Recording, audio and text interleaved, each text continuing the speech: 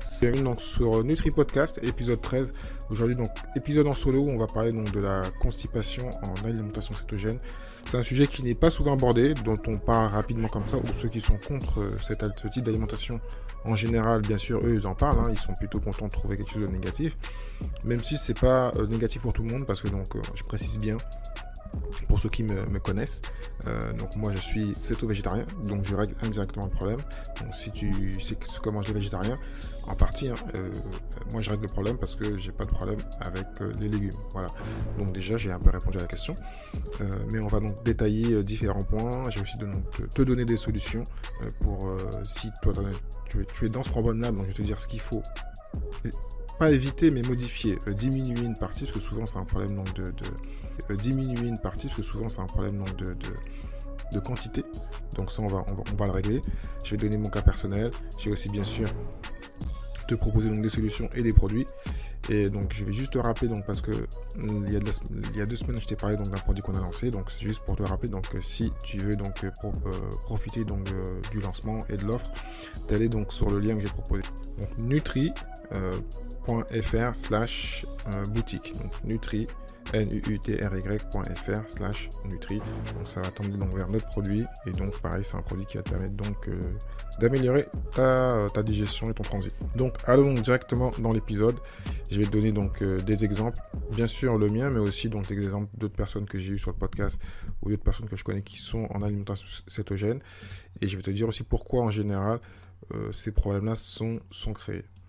Donc on va commencer par ce que j'ai dit au début, qui commence l'alimentation cétogène, ont de base une alimentation classique, on va dire. Donc il y a du pain, des patates, plein de produits céréaliers, beaucoup donc de produits laitiers et aussi donc des produits, des fruits, donc il y a entre parenthèses qu'on appelle donc il y a des fibres solubles. Et donc ce qui des fois peut t'aider à aller à la selle.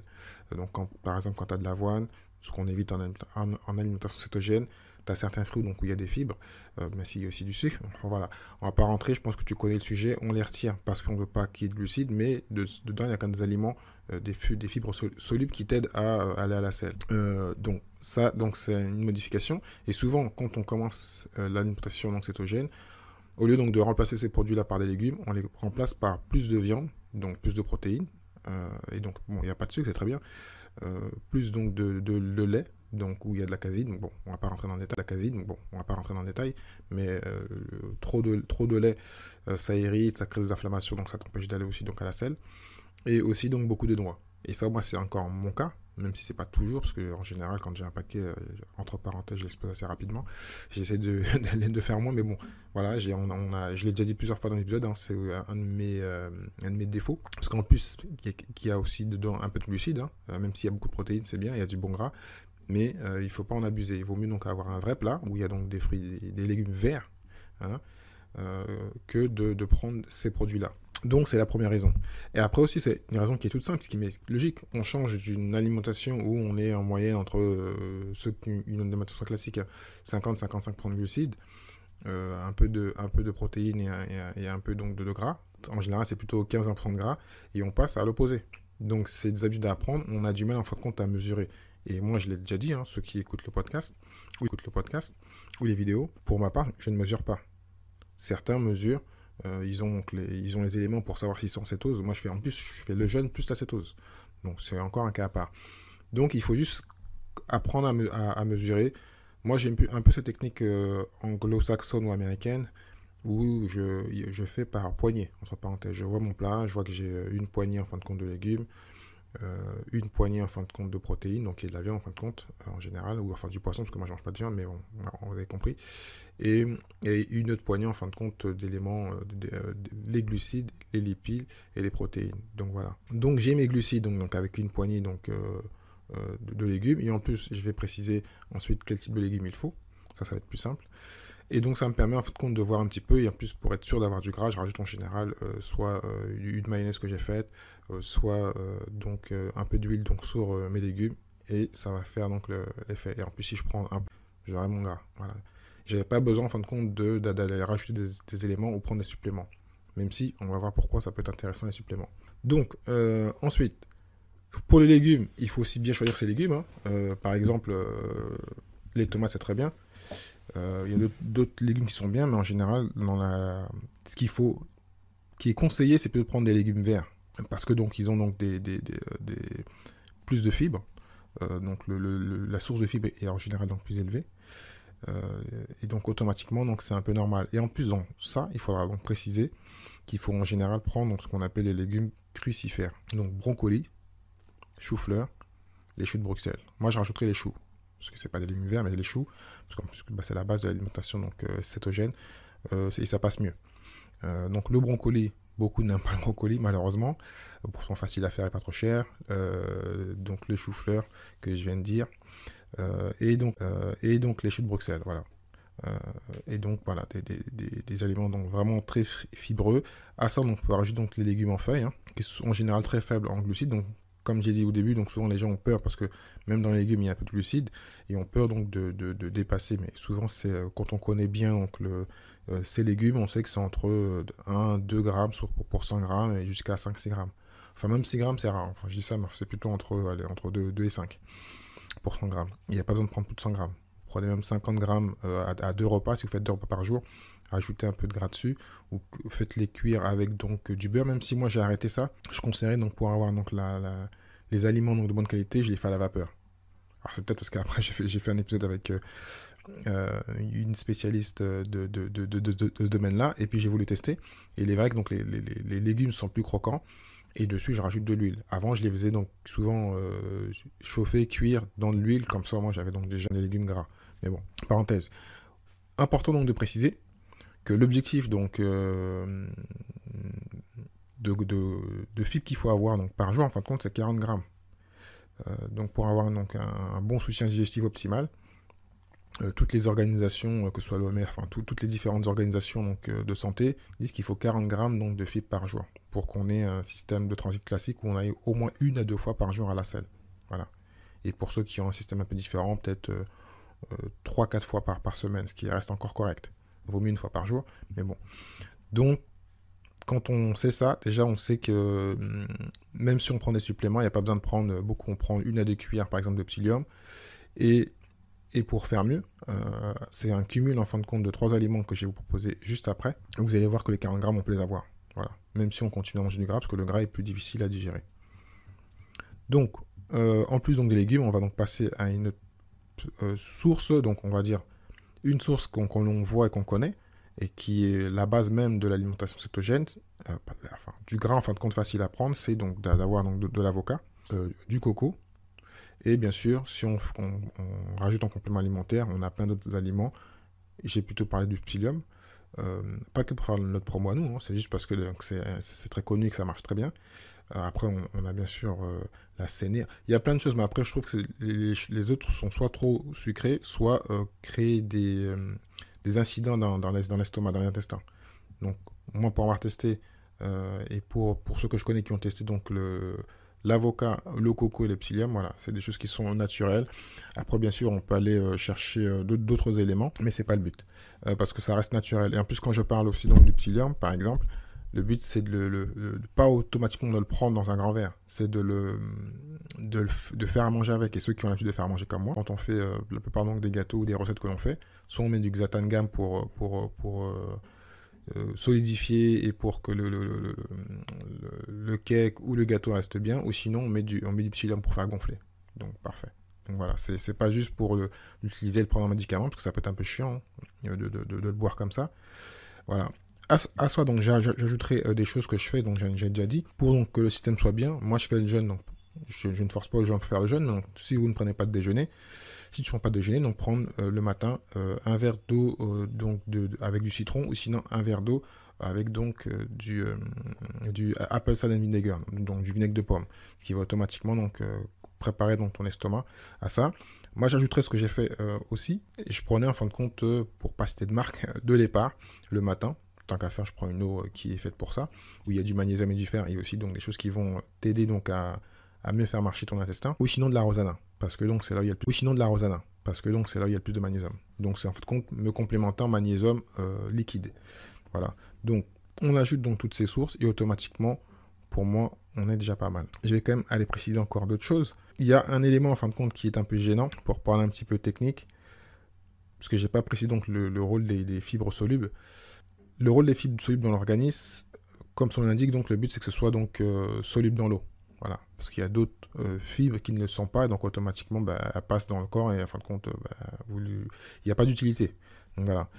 Donc ces fibres solubles regroupent donc des pectines, donc c'est tout simplement des gommes et du mucilage.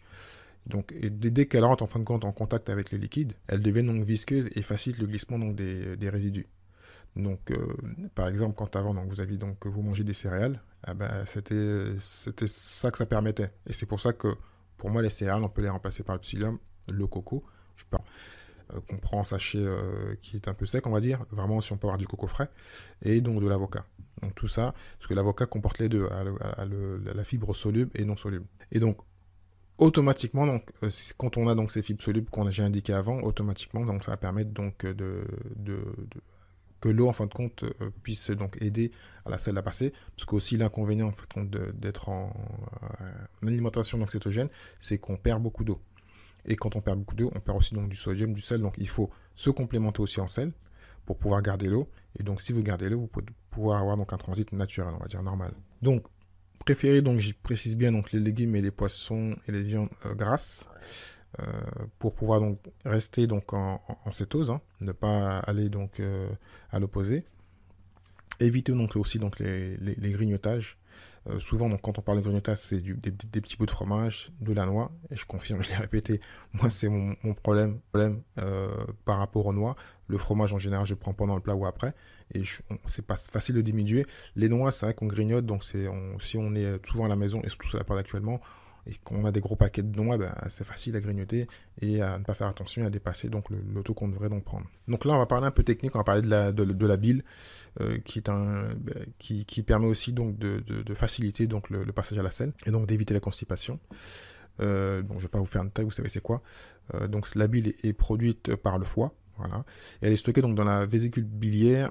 Et donc, ça sert vraiment de procédure donc de digestion lorsqu'on a donc le déversement de la partie initiale de l'intestin grêle. Donc, c'est ce qu'on appelle les selles biliaires, donc qui favorisent la dilution des graisses. Donc, il faut donc pas avoir peur de boire beaucoup d'eau et aussi de manger donc salé comme j'ai dit. Et donc, surtout, en fait, quand on parle de sel, c'est du sel d'Himalaya de préférence. Vraiment des sels de qualité. Donc, pour finir, je dirais, donc, comme j'ai dit un peu au début, donc, il faut donc stopper donc, les produits laitiers, enfin, stopper, baisser la quantité de produits laitiers. Même quand on conseille, moi, à un moment, on me conseillait de prendre plutôt des produits à base donc, de lait de chèvre. C'est un petit peu mieux, mais il reste toujours donc, des éléments qui vont faire ralentir en fin de compte votre digestion. Ça ne va pas la stopper, ça va la faire ralentir. Donc, il faut donc automatiquement donc, continuer à varier, mais à baisser, à pas baser que votre prise donc de protéines et de gras par les aliments laitiers. Donc il ne faut pas se restreindre. Et par exemple, quand on veut prendre donc, du beurre, prendre du beurre clarifié, voilà, qui n'a pas de caséine.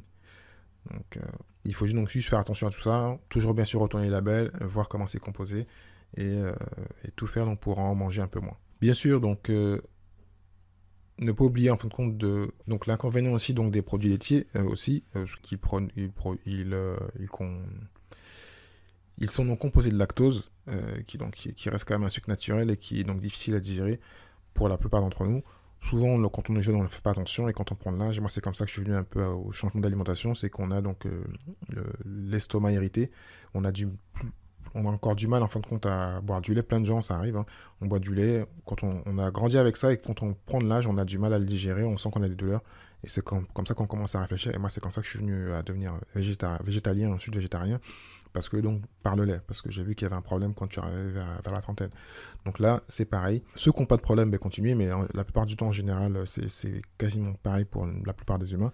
Donc, faites attention au lait. Donc la solution je vais répéter donc et finir donc sur cette partie-là. Donc boire de l'eau donc plutôt donc le matin avec donc soit un peu de sel citronné et du vinaigre de pomme. Soit on fait tout d'un coup, comme ça on est débarrassé. Moi je fais un grand verre donc d'eau citronnée. Ensuite un verre donc de cidre de pomme Et puis je rajoute du sel après mon sport. Enfin voilà, comme ça, moi je sais que j'ai fait. C'est un rituel à prendre. Bien sûr, dans tous les repas, bien sûr aussi, vous pouvez prendre du thé, du café sans sucre, bien sûr, ou avec un peu de gras. Évitez aussi donc de stresser.